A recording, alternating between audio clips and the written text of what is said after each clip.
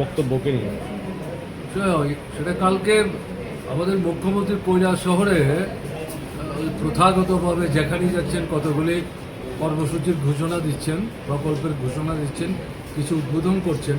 এটা করতে গিয়ে ওখানে গিয়ে উনি বক্তৃতা করেছেন।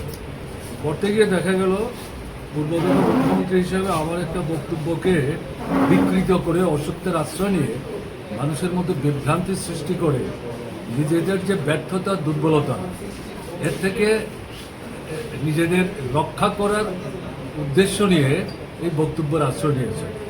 আমার কাছে কালকে ডেইলি দেশকতা রাত্রিতে এই সম্পর্কে আমার মতামত জানতে চেয়েছেন। এখন আপনাদের সামনে যা বলছি তাই। আজকে দেখলাম পত্রিকা খুলে দৈনিক সংবাদে প্রথম পৃষ্ঠায় এই দুটো জায়গাতে তারা মামলা দায়ের করেছে। আমি দেখলাম তাদের বক্তব্য এবং মুখ্যমন্ত্রীর বক্তব্যের মধ্যে মানে মূলত খুব একটা ফারাক নেই। অর্থাৎ তাদেরকে দিয়ে শাসক গোষ্ঠীর, শাসক দল এবং পরোক্ষের সরকারের মদতেই এই মামলাগুলো সেখানে করা হয়েছে।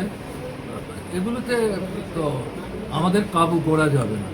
হয়তো সরকার পেয়ে অন্যদেরকে ভয় দেখাবার চেষ্টা করছে। এটা সরকারের চরম দুর্বলতার নিদর্শন।